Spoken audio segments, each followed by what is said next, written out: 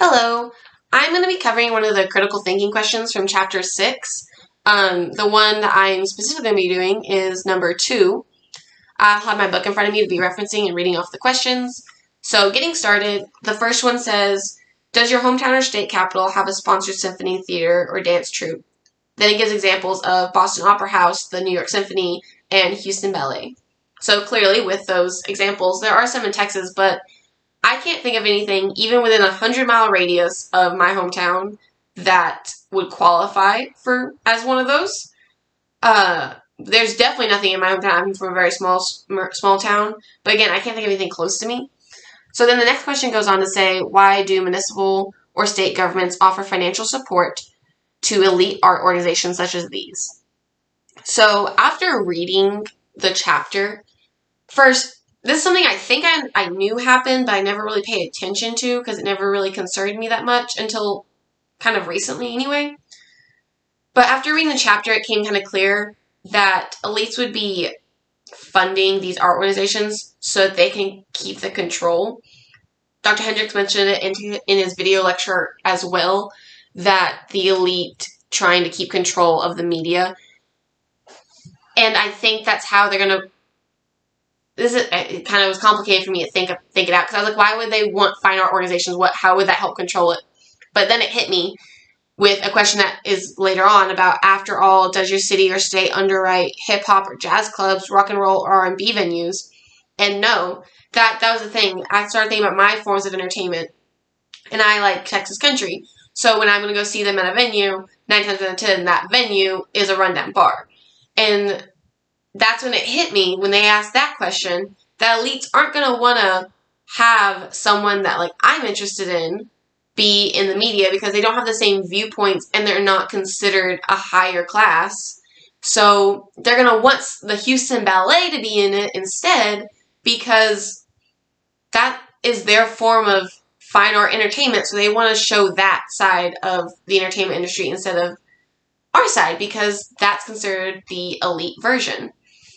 And then the next question says, shouldn't the market decide? If these operations cannot survive on their own, why should taxpayers underwrite them? And I fully understand not wanting to the ballet or the opera houses to shut down just because the public's not involved in them, because it is one of those things that I feel like should stay around. But it's right. If the public doesn't have the interest in it, then why would the public want to pay for it whenever... So last year, for example, whenever everything happened and restaurants and bars were having to shut down, bands and musicians that I really enjoy were no longer able to pay even their band. They were having to find alternatives to do it and doing those online ones and getting donations because they couldn't go anywhere. And there were several places that I like to go listen to them at that there was a chance they weren't going to be opening their doors ever again after all that. Meanwhile, the New York Philharmonic never questioned it, probably. That they never questioned they're going to open again because they were getting funds from the government versus from the public.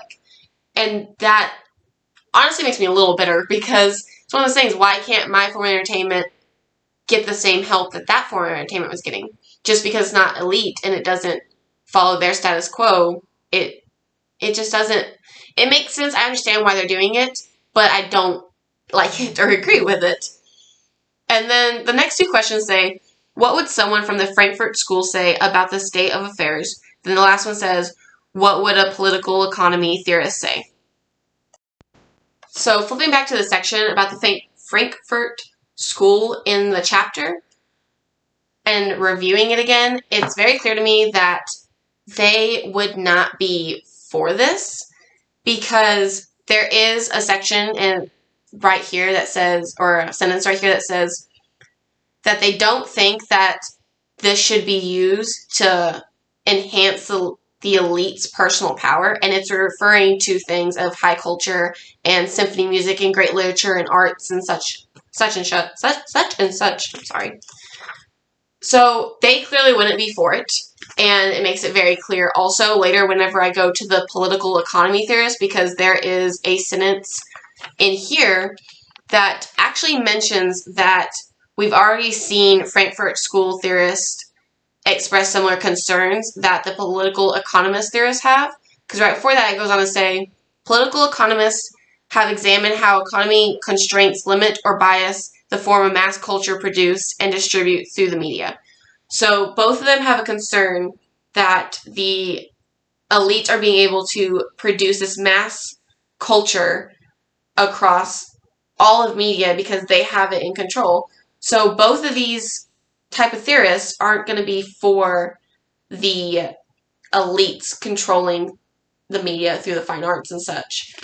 And then the last sentence actually was one that fully made me believe that they wouldn't be for it, because it mentions that political economists are very critical and that they value providing a basis for their evaluations of the status quo, and they have an explicit set of these values.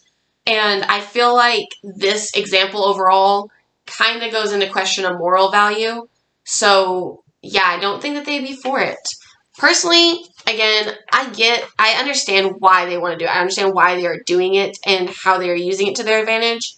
But no, I don't agree with it fully because, again, why should their form of entertainment get more special needs than ours just because the elite want to keep the doors open? That doesn't make sense to me. So, yeah, that's all I have to say on that.